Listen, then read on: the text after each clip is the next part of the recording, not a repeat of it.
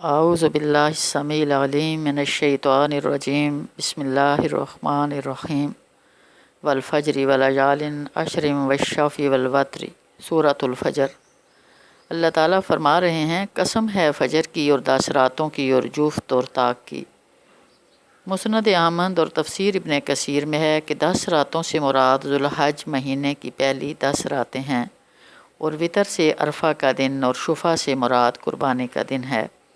اور اللہ تبارک و تعالیٰ نے فرمایا وَاذْكُرُوا اللَّهَ فِي أَيَّامٍ مَّعْدُودَاتٍ سورہ بقرہ آیت نمبر 25، یعنی اللہ تعالیٰ کی یاد گنتی کے چند دنوں تک کرتے رہو۔ تفسیر ابن کثیر میں ہے کہ ایام معدودات سے مراد ایام تشریق اور ایام معلومات سے مراد ذوالحج کے 10 دن ہیں کہ ان دنوں میں اللہ تعالیٰ کو کثرت سے یاد کرتے رہو۔ ایام تشریق 11، 12 ذوالحج اور 13 ہے جو حاجی مینا میں گزارتے ہیں۔ بخاری شریف میں ہے کہ ابن عمر رضی اللہ تعالیٰ عنہ مینا میں چلتے پھرتے کبھی کبھی تکبیریں کہتے رہتی، اور نماز کے بعد بھی، اور 9ویں تاریخ سے 13ویں تاریخ تک نمازوں کے بعد تکبیریں کہنا سنت ہے۔ تکبیر میں ان 10 دنوں کی بڑی فضیلت سنت ہے۔ رسول اللہ صلی اللہ علیہ وآلہ وسلم نے فرمایا ذوالحج کے عشرہ کے 10 دن اللہ تعالیٰ کے نزدیک سب دنوں سے افضل دن ہیں۔ وہ ان دنوں میں عبادت اللہ تعالیٰ کو سب دنوں کی عبادت سے زیادہ پسند ہے، لہٰذا تم ان دنوں میں کثرت سے لا الہ الا اللہ اور اللہ اکبر کہتے رہو، ذکر اللہ ہی بہت کرتے رہو، اور ان دنوں میں ایک روزہ 1 سال کے روزوں کے برابر ہے۔ ان دنوں کی ایک نیکی کا اجر 700 نیکیوں کے برابر ملتا ہے۔ ان 10 دنوں میں نیکی، نماز، روزہ ادا کرنا اور ذکر الہی اور تسبیح و تحلیل و تکبیر، تلاوت قرآن کا درجہ سبحان اللہ جہاد فی سبیل اللہ سے بھی بڑھ کر ہے۔ نبی اکرم صلی اللہ علیہ وآلہ وسلم نے فرمایا اللہ تعالیٰ کو نیک عمل جس قدر عشرہ ذوالحج میں محبوب ہیں اتنا دوسرے دنوں میں نہیں ہیں۔ تو صحابہ اکرام نے عرض کیا اللہ کے رسول صلی اللہ علیہ وآلہ وسلم جہاد فی سبیل اللہ بھی نہیں ہے؟ تو اللہ کے نبی صلی اللہ علیہ وسلم نے فرمایا ہاں، جہاد فی سبیل اللہ بھی نہیں ہے، مگر وہ مجاہد جو جان و مال لے کر اللہ کے راستے میں نکلا اور شہید ہو گیا، وہاں سے کوئی چیز واپس نہیں آئی، وہ مجاہد البتہ سب سے افضل ہے۔ نبی اکرم صلی اللہ علیہ وآلہ وسلم نے فرمایا کہ عشرہ ذوالحج میں عبادت اللہ تعالیٰ کو بہت پسند ہے۔ ان دنوں میں ایک روزے کا ثواب سال بھر کے روزوں کے ثواب کے برابر ملتا ہے، اور ہر رات کا قیام شب قدر کے قیام کے برابر ہے۔ تو اللہ تبارک و تعالی ہم سب کو ان 10 دنوں میں اپنے اللہ کو راضی کرنے کی اللہ توفیق عطا فرما دے۔ پھر ذوالحج کا چاند نظر آ جانے کے بعد ایک عجیب و غریب حکم ہماری طرف متوجہ ہو جاتا ہے۔ اللہ تبارک و تعالی نے فرمایا من رعا ہلال ذی الحجۃ واراد ان یضحی فلا یاخذ من شعرہ ولا من اظفارہ، مسلم۔ جس نے ذوالحج کا چاند دیکھ لیا اور وہ قربانی کرنے کا ارادہ کرتا ہے تو اسے بال اور ناخن تراشنا نہیں چاہیے، بلکہ نماز پڑھ لینے اور قربانی کے بعد حجامت بنوائے اور ناخن ترشوا لے، اور جو قربانی نہیں کر سکتا وہ چاند دیکھنے کے بعد حجامت نہ کروائے، نماز عید کے بعد حجامت کرانے سے اسے قربانی کا ثواب ملے گا۔ ایک صحابی رسول صلی اللہ علیہ وسلم نے اللہ کے نبی صلی اللہ علیہ وسلم سے عرض کیا یا رسول اللہ علم اجدو بہا منیحتن، اگر میں قربانی کا جانور نہ پاؤں تو کسی شخص نے دودھ پینے کے لیے بکری دے رکھی ہے تو آفا ذخی بہا، کیا میں اسے ذبح کر ڈالوں؟ تو اللہ کے نبی صلی اللہ علیہ وسلم نے فرمایا لا، جس کو واپس کرنا پڑے گا۔ تو آپ نے فرمایا نہیں، بلکہ تم نماز کے بعد اپنے بالوں اور ناخنوں اور مونچھوں کو ترشوا لو اور زیر ناف کے بالوں کو صاف کر لو، تمام اضحیتک عند اللہ، تو اللہ کے نزدیک تمہیں پوری قربانی کا ثواب ملے گا۔ پھر تکبیریں کہنا سنت ہے۔ تکبیر یوں کہنی چاہیے اللہ اکبر اللہ اکبر اللہ اکبر لا الہ الا اللہ واللہ اکبر اللہ اکبر وللہ الحمد۔ پھر یوں بھی کہنی چاہیے اللہ اکبر اللہ اکبر اللہ اکبر لا الہ الا اللہ وحدہ لا شریک لہ لہ الملک و لہ الحمد وہو علی کل شیء قدیر۔ اور یہ جو چلتے پھرتے ناخن اٹھتے نہ بیٹھتے کٹوائے اور حجامت نہ بنوائے، یہ تکبیریں کیونکہ حاجی پڑھنا احرام میں چاہیے۔ ہوتے ہیں اور میدان عرفات میں قربانیاں کر کے 10 ذو الحج کو اپنے بال بھی منڈواتے ہیں اور اپنے ناخن بھی اتارتے ہیں، کہ وہ لوگ جو اللہ کے گھر کے پاس یہ عمل کر رہے ہیں سنت ابراہیمی، تو جو ان پہ رحمتیں نازل ہو رہی ہیں، جو اس گھر سے دور اللہ کی رضا کے لیے قربانیاں کر رہے ہیں یا جن کے پاس نہیں ہیں اس عمل کو کر رہے ہیں، تو وہ بھی اس رحمت کے امیدوار ہو جائیں، اس رحمت کے مستحق بن جائیں۔ تو اللہ تبارک و تعالی ہم سب کو ان 10 دنوں میں اللہ کو راضی کرنے کی توفیق اللہ ہمیں عطا فرمائے۔ اور پھر یوم عرفہ، عرفہ یعنی ذو الحج کی 9ویں تاریخ کی بڑی فضیلت ہے۔ نبی اکرم صلی اللہ علیہ وآلہ وسلم نے فرمایا، اللہ تعالیٰ آسمان دنیا پر نزول فرماتا ہے اور آسمان والوں سے زمین والوں پر فخر کر کے فرماتا ہے کہ میرے بندوں کو دیکھو، وہ دور دراز سے پراگندہ سرگرد آلود یہاں پر آئے ہیں، میری رحمت کی امید کرتے ہیں اور میرے عذاب کو انہوں نے دیکھا نہیں ہے۔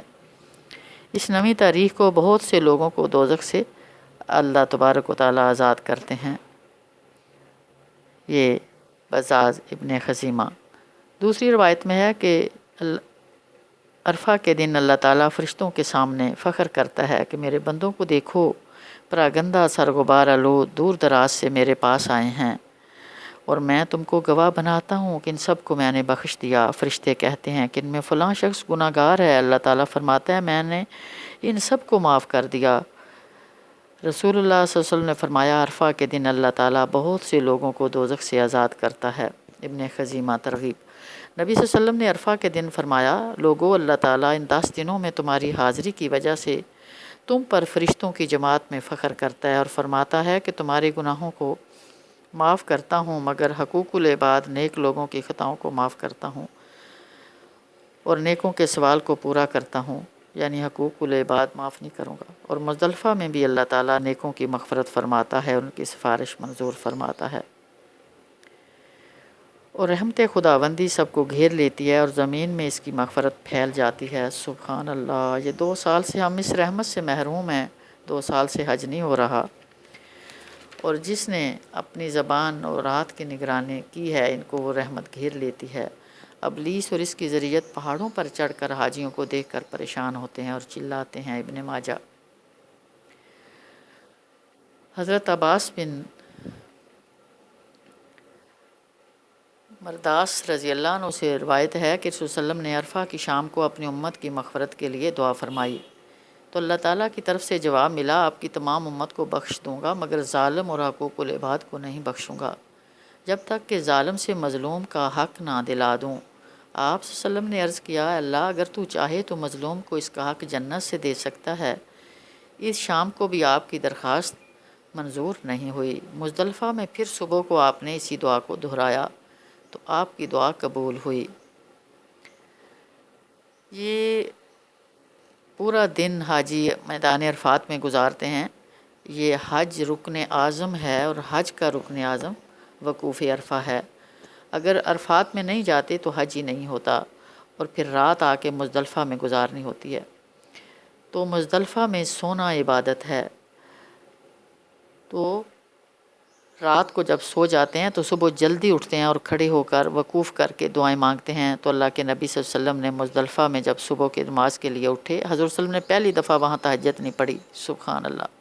وہاں سونا عبادت ہے، تو حضور صلی اللہ علیہ وآلہ وسلم نے وہاں کھڑے ہو کے دعا کی پھر اپنی امت کے لیے، تو اللہ تبارک و تعالیٰ نے اس کو قبول کر لیا۔ یعنی اسی لیے حاجی اس طرح پاک ہو کے آتا ہے جس طرح آج ہی ماں کے پیٹ سے پیدا ہوا ہے۔ اگر حقوق العباد معاف نہ ہوتے تو حاجی اس طرح پاک نہ ہوتا۔ تو یہ اللہ تبارک و تعالیٰ کا اتنا بڑا کرم کہ وہ ہمیں اس گھر میں بلا کے اس طرح پاک کرتا ہے۔ تو آج ان 10 دنوں کی فضیلت کو سامنے رکھتے ہوئے ہم بہت زیادہ اللہ سے استغفار کریں تاکہ اللہ کا وہ گھر کھلے اور ہم سب وہاں جا کے اہل ایمان وہاں پہنچیں اور وہاں جا کے اللہ کی رحمت سے مستفید ہوں اور اللہ ہمیں معاف کر دے۔ تو مزدلفہ میں جب کھڑے ہو کے نبی اکرم صلی اللہ علیہ وسلم نے دعا مانگی تو دعا قبول ہو گئی۔ تو اللہ کے نبی صلی اللہ علیہ وسلم ہنس پڑے۔ تو حضرت بکر رضی اللہ تعالیٰ عنہ نے عرض کی، حضرت اس وقت آپ کے ہنسنے کا معمول نہیں ہے، آپ کیسے ہنس پڑے؟ اضحک اللہ سنہ کا، اللہ تعالیٰ آپ کو ہنساتا رکھے۔ تو آپ صلی اللہ علیہ وسلم نے فرمایا، اللہ تعالیٰ کے دشمن ابلیس نے جب میری دعا کی قبولیت کی بابت معلوم کر لیا تو واہ ویلا، ہائے واہ ویلا کرتا ہوا اپنے سر پر مٹی ڈالنے لگا۔ اس رسوائی کو دیکھ کر مجھے ہنسی آ گئی۔ یہ ابن ماجہ کی حدیث ہے۔ یعنی شیطان اللہ کا بھی دشمن ہے اور ہمارا بھی دشمن ہے، قرآن پاک میں بار بار بتایا گیا۔ بہرحال 9ویں تاریخ کی بڑی فضیلت ہے، اس لیے اس دن روزہ رکھنے سے 2 سال کے روزوں کا ثواب ملتا ہے۔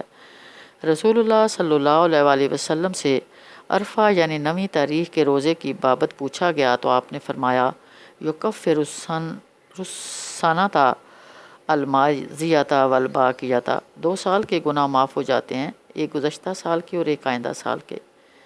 مگر چونکہ ایک روزہ رکھنا سنت کے خلاف ہے، اس لیے اس کے ساتھ 8ویں تاریخ کا روزہ بھی رکھ لینا چاہیے، اور 9ویں تاریخ کو جو لوگ عرفات کے میدان میں حج کے لیے جمع ہیں ان کو عرفات کے میدان میں 9ویں تاریخ کا روزہ نہیں رکھنا چاہیے، کیونکہ اللہ کے نبی صلی اللہ علیہ وسلم نے عرفات کے میدان میں روزہ رکھنے سے منع فرمایا۔ سفر پہ ہوتے ہیں نا حاجی، یہ اللہ کی ماشاءاللہ رحمتیں ہیں جو لوگوں پہ نازل ہو رہی ہیں۔ ابن ماجہ کی یہ حدیث ہے۔ بہرحال ذوالحج کے ان دنوں کی بڑی فضیلت ہے، ان دنوں کو غنیمت سمجھ کر نیکی کے کاموں میں زیادہ سے زیادہ حصہ لینا چاہیے۔ ہمیشہ ایسی خیر و برکت کے دن ملا نہیں کرتے، تو اللہ تعالیٰ نے توفیق دے کہ ذوالحج کی 10ویں تاریخ کی رات کو شب بیداری کر لے اور اس میں عبادت کر لے۔ رسول اللہ صلی اللہ علیہ وسلم نے فرمایا، من قام لیلۃ العید محتسبا لم یمیت قلبہ یوم تموت القلوب، ابن ماجہ، جس نے دونوں عیدوں کی راتوں میں اخلاص کے ساتھ قیام کیا تو اس کا دل زندہ رہے گا جس دن کے لوگوں کے دل مردہ ہو جائیں گے۔ پھر نبی اکرم صلی اللہ علیہ وسلم نے فرمایا، جس نے 5 راتوں کی شب بیداری کر لی تو اس کے لیے جنت ہے۔ وہ 5 راتیں، نمبر 1 ذوالحج کی 8ویں تاریخ، نمبر 2 اس کی 9ویں تاریخ کی رات اور اس کی 10ویں تاریخ کی رات یعنی شب عید قربان، اور نمبر 4 عید الفطر کی رات، اور نمبر 5 شعبان کی 15ویں رات یعنی شب برات۔ اللہ تعالیٰ ہم سب کو نیک عمل کی توفیق عطا فرمائے اور ہماری نیکیوں کو قبول فرما لے۔ اور یوم عرفہ کی دعا کیا ہے؟ لا الہ الا اللہ وحدہ لا شریک لہ، لہ الملک و لہ الحمد وہو علی کل شیء قدیر۔ ربنا تقبل منا انک انت السمیع العلیم، وآخر دعوانا ان الحمد للہ رب العالمین، والصلاة والسلام علی سید المرسلین محمد وعلی آلہ وصحبہ اجمعین برحمتک یا ارحم الراحمین۔